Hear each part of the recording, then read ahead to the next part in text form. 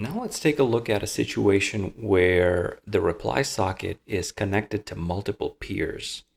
And the point of this example is to show that the reply socket can not only be connected to multiple peers, but it can only respond to the socket that sent it the message.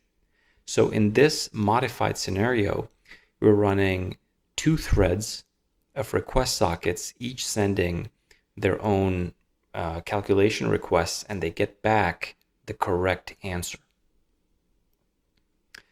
So this is where we left off last time, and the only change we will make here is we'll take the contents of the main function and simply run it in two threads.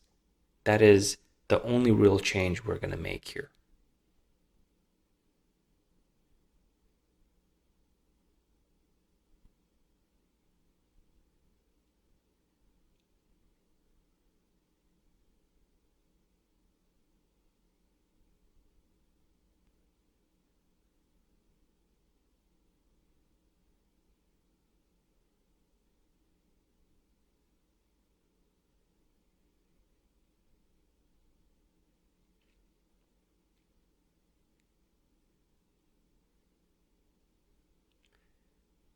And there you have it.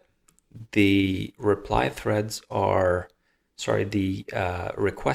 receiving the correct responses.